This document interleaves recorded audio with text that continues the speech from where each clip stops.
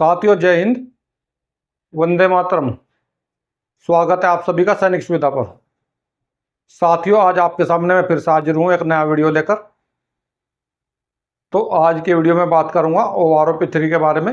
तो साथियों, जैसे ही 30 सितंबर नज़दीक आती जा रही है और हमारे पेंशनरों की बौखलाहट बढ़ती जा रही है, मुझे मैसेज पे मैसेज करते जा रहे हैं।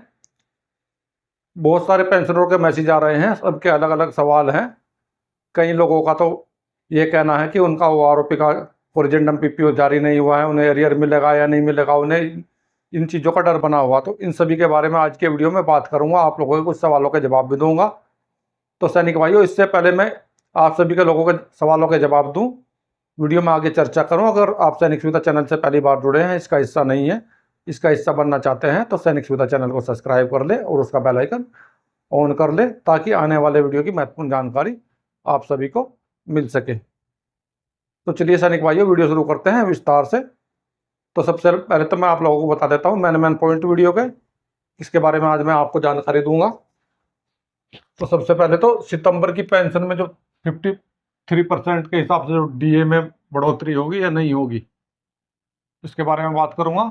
उसके अलावा कुछ पेंशनरों की ये समस्या है कि उनके 20% के साथ में जो पेंशन की बढ़ोतरी होगी, तो ये पूछ रहे हैं किन पेंशनरों की बढ़ोतरी होगी। 20% तो बढ़कर पेंशन आएगी, तो किन पेंशनरों की आएगी। और कुछ पेंशनरों की पेंशन रिवीजन नहीं होगी, उनका रिवीजन PPO नहीं आएगा, तो किन का नहीं आएगा, इसके बारे में बात होगी। इसके अलावा साथियों, कुछ साथियों ने हमारे पूछा है कि रेजिडुअल पेंशन की में बढ़ोतरी के बारे में पूछा है, क्या कौन सी पेंशन होती है, तो इसके बारे में बताएं। तो इसके बारे में भी बात होगी। इसके अलावा OROP एरियर सितंबर की पेंशन के साथ में मिलेगा या नहीं मिलेगा, या अक्टूबर में मिलेगा, इसके बारे में बात होगी। ये 4-5 मुद्दे हैं, इन सभी पर आज की वीडियो में मैं बात करूंगा। तो साथियों, जिन लोगों को मेरे ये मुद्दे काम के लगते हैं, तो वो मेरे वीडियो को देखें। अगर आपको नहीं काम के लगते हैं, तो आगे वीडियो ना देखें, अगर आपके काम का नहीं है। तो एक एक करके सारे मुद्दे लेता हूं। पहले तो मैं आप लोगों के कमेंट पढ़ देता हूं, जो आपने मुझे कमेंट करे हुए हैं, इनको पढ़ता हूं, फिर एक एक करके इन सभी के जवाब देता हूं। तो देखिए, मैं कमेंट खोल लेता हूं।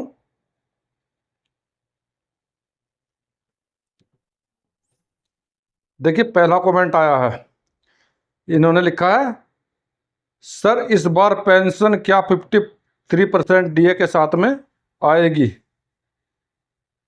इसके अलावा दूसरा कमेंट आया है, इन्होंने लिखा है, सर रेजिडुअल पेंशन क्या होता है, कोरिजेंडम PPO में लिखा हुआ है, क्या ये बढ़कर आएगी। इसके अलावा अगला कमेंट है, सर होनररी लेफ्टिनेंट 32 साल 4 डे और 81 ईयर्स इनकी एज है, OROP3 में टोटल पेंशन पूछी है, तो इनके बारे में जानकारी दी जाएगी, क्योंकि इनकी पेंशन बढ़कर आएगी। इसके अलावा सर प्रीमेच्योर को बढ़े हुए PPO जारी होगा या नहीं होगा, इसके बारे में जानकारी दी जाएगी। तो साथियों, चलिए देखते हैं एक एक करके आप लोगों के कमेंटों का जवाब। तो चलिए सैनिक भाइयों, देखते हैं सितंबर की पेंशन में 53% बढ़ोतरी होगी या नहीं होगी।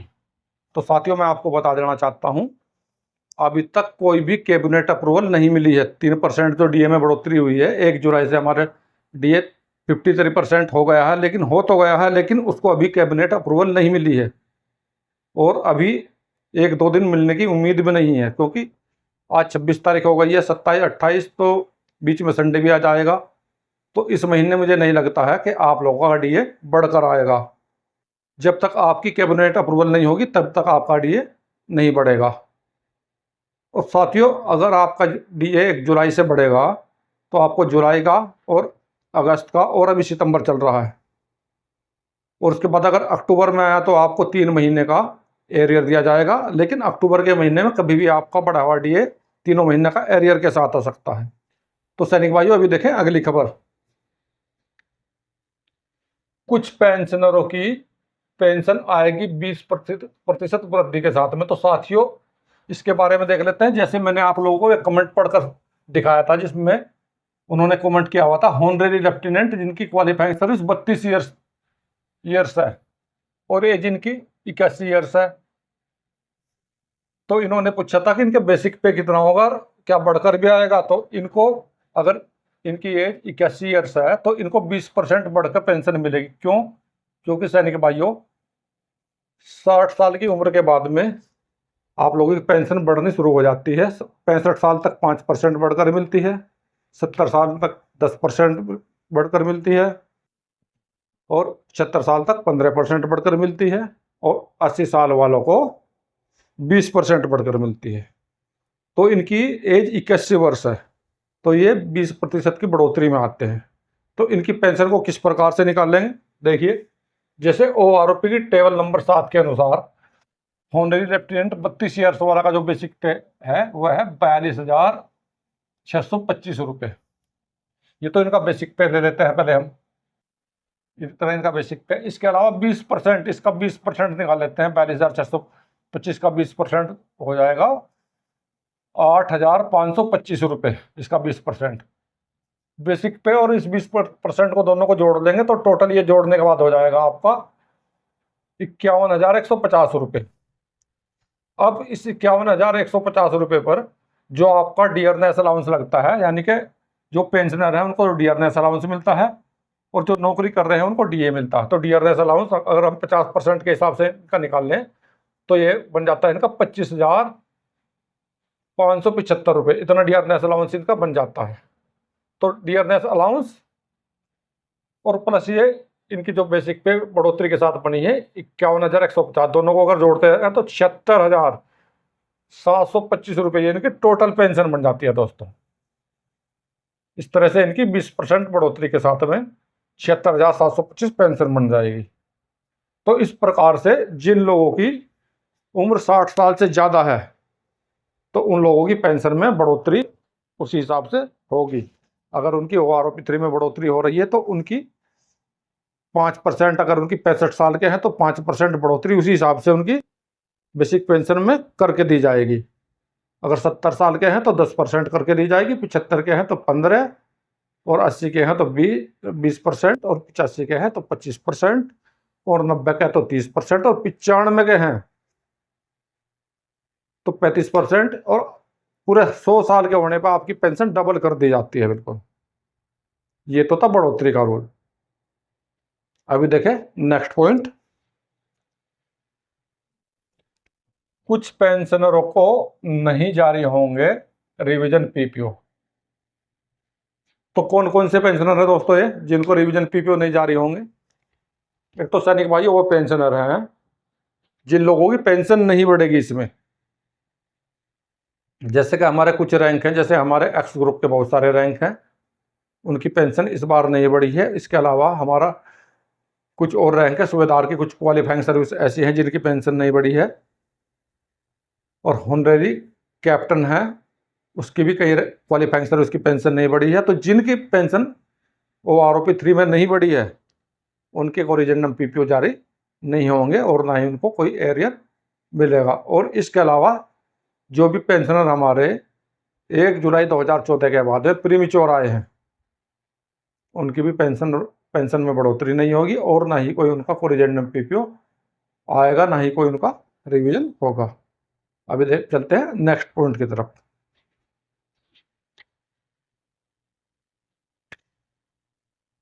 ग्रेजुएटुल पेंशन में बढ़ोतरी तो क्या है दोस्तों? ये हमारे PPO में लिखा हुआ है इस तरह की चीज, तो हमारे पेंशनरों को समझ में नहीं आ रहा है ये क्या चीज है और इसमें भी बढ़ोतरी की गई है। तो सबसे पहले तो ये होती क्या चीज है, मैं आपको इसको बोर्ड के माध्यम से समझाता हूं। जैसे कि रेजिडुअल पेंशन हमारी है, तो एक जो हमारी पेंशन होती है वो जो लास्ट सैलरी होती है हमारी, उसका फॉर्मूला है लास्ट सैलरी बटा 2।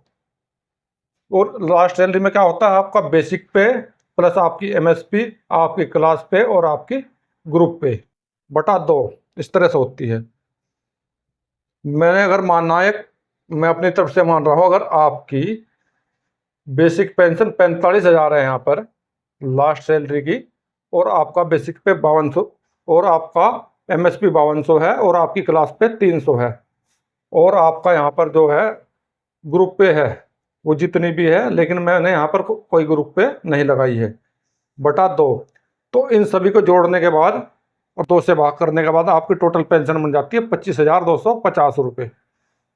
और इस टोटल के ऊपर डीए भी लगता है, पेंशनर का डीआर लगता है, और जो ऑन ड्यूटी होते हैं उनका डीए लगता है 25,250। ये 25,250 रुपये जो है, इसको 2 हिस्सों में बढ़ जाता है। जो आपकी पेंशन 25,250 बढ़ी, पेंशन को 2 हिस्सों में बढ़ जाती है यहाँ पर। एक आपका कम्यूटेशन 50% तो आपका कम्यूटेशन में चला जाता है, और 50% आपका जो बचा हुआ पेंशन होता है उसे रेजिडुअल पेंशन कहते हैं, रेजिडुअल पेंशन होता है दोस्तों। और जैसे ये हमारी 25,250 था, इसको मैंने 2 हिस्सों में बांट के यहाँ दिखाया है। 12,625 आपका कम्यूटेशन रिकवरी में चला गया, और 12,625 आपकी पेंशन में चला गया। और यहाँ पर जो 25,250 बना था, डीए इस पूरे पे डीए लगता है आपका, जो डीआर लगता है पूरे पे लगता है। तो डीआर के लिए जैसे 25,250 रुपये आपका ये है, और मैंने आपका 50% डीआर ये जोड़ दिया, ये 50% डीआर बनेगा इसका 12,625। दोनों को जोड़ने पर 37,875 रुपये आपके हो जाएंगे। और थोड़ा सा जगह कम है दोस्तों, मैं एक बार ऊपर वाले को मिटा देता हूँ।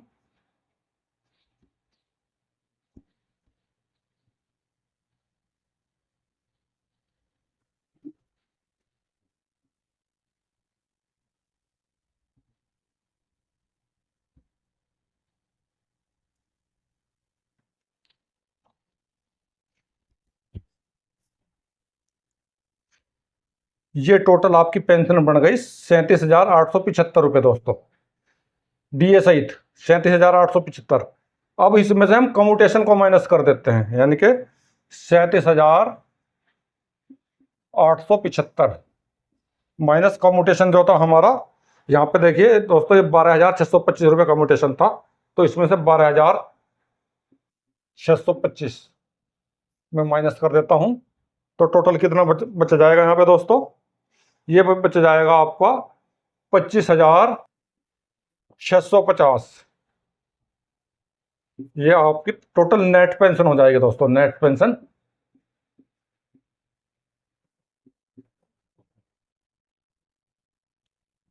$25,650 आपकी हो गई नेट पेंशन।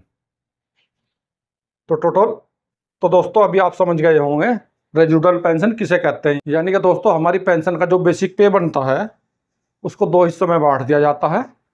एक कम्यूटेशन में चला जाता है, और जो दूसरा बचता है उसको रेजिडुअल पेंशन कहते हैं। और सैनिक भाइयों, एक सवाल आपका और था, क्या जो आपका एलएमसी हैं प्रीमेच्योर वाले, क्या उनका भी कोरिजिनम पीपीओ जारी होगा, उनकी भी पेंशन रिवीजन होगी? तो साथियों इसके लिए रूल यह है, अगर आपको आपके सीओ साहब ने अनविलिंग किया है तो आपको ओआरओपी का बेनिफिट मिलेगा। अगर आपको आपके सीओ ने अनविलिंग नहीं किया है, आप खुद लिख कर आए हैं, चाहे आप एलएमसी हों चाहे आप बिना एलएमसी हों, 1 जुलाई 2014 के बाद वालों को ओआरओपी 3 का बेनिफिट नहीं दिया जाएगा। तो सैनिक भाइयों, आशा करता हूं आप सभी के सवालों के जवाब मिल गए होंगे, आपको समझ में आ गए होंगे। तो सैनिक भाइयों, मेरे द्वारा अपने वीडियो में समय समय पर आप लोगों के लिए इसी प्रकार की महत्वपूर्ण जानकारी दी जाती है, और आगे भी दी जाती रहेगी। और आपकी समस्या के लिए मैंने एक व्हाट्सएप नंबर भी जारी किया हुआ है, क्योंकि आप लोगों ने काफ़ी कमेंट मुझे किए थे कि सर आप अपना मोबाइल नंबर दो, कोई व्हाट्सएप नंबर दो। तो इसलिए मैंने एक व्हाट्सएप नंबर जारी किया है, जो नंबर है 8630650082, हिंदी में कह सकते हैं 8630650082। आपके अगर कोई समस्या है तो आप इस नंबर पर मुझे कमेंट कर सकते हैं, मुझे अपने डॉक्यूमेंट भेज सकते हैं, और मुझसे चैट भी कर सकते हैं। और सैनिक भाइयों, आप लोगों से एक अनुरोध करना चाहूँगा, कई सैनिक भाई हैं हमारे वीडियो पर भी कमेंट कर देते हैं, और व्हाट्सएप ग्रुप पर भी कमेंट दे देते हैं, और एक एक कमेंट वो 10-10 बार करते हैं। तो आप कमेंट को एक ही बार करें, आपके सवालों का जवाब जरूर दिया जाएगा। हो सकता है 1 से 2 दिन का समय आपके सवालों का जवाब देने में लग जाए, क्योंकि साथियों अभी इतने ज़्यादा कमेंट आ रहे हैं, मेरे पास भी समय नहीं होता समय निकालकर आपके कमेंटों का जवाब देता हूं। आज मैंने 6-7 घंटे आप लोगों के कमेंटों का जवाब दिया है। जितने भी व्हाट्सएप ग्रुप पे जितने मेरे मैसेज आए हुए थे और जितने वीडियो पे कमेंट आए हुए थे, सभी के मैंने आप लोगों को जवाब दिए। लगभग 2,500 कमेंटों के मैंने आप लोगों को जवाब दिए हैं। तो साथियों कुछ देर हो सकती है, लेकिन आपके कमेंट का जवाब जरूर मिलेगा। एक बार आप कमेंट करेंगे तो भी आपके सवाल का जवाब मिलेगा। अगर आप उसी कमेंट को 10 बार करते हैं तो कोई फ़ायदा नहीं है, वो सवाल का जवाब आपको सिर्फ एक ही बार दिया जाएगा। और मुझे भी प्रॉब्लम होती है, बहुत ज़्यादा कमेंट हो जाते हैं तो उसमें भी कंफ्यूज हो जाता है कि आपके कमेंट का जवाब पहले दिया है या नहीं दिया है। तो साथियों, आज की वीडियो में बस इतना ही। मिलता हूँ अगली वीडियो में इसी प्रकार के अन्य महत्वपूर्ण जानकारी के साथ। वीडियो देखने के लिए धन्यवाद दोस्तों। जय हिंद, वंदे मातरम।